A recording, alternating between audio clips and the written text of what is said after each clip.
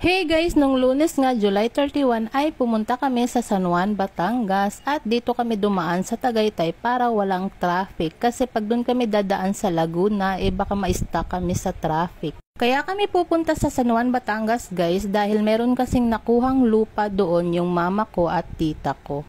At doon namin kikitain yung agents at yung owner ng lupa para makapagbayad na din kami. Pero bago nun ay dumaan muna kami dito sa Fantasy World sa may Lemery, Batangas para makapag-picture. Dito pala kami nag-first stop over guys sa Lemery, Batangas sa may Fantasy World. So ayan yung Fantasy World guys, kahit abandon na siya napakaganda pa rin niya. So ayan, tatawid na kami para makapag-picture man lang. And first time namin dito guys na makapunta maliban lang sa asawa ko kasi ilang beses na siyang nakakadaan dito nung nagra-rides pa siya before.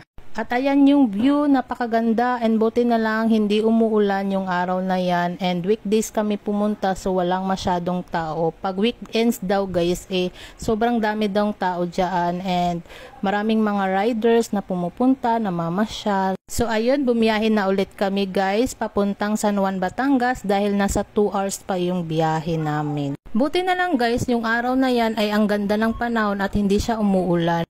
At ayan, malapit na nga kami guys sa San Juan at yung nagdadrive pala ay yung aking asawa.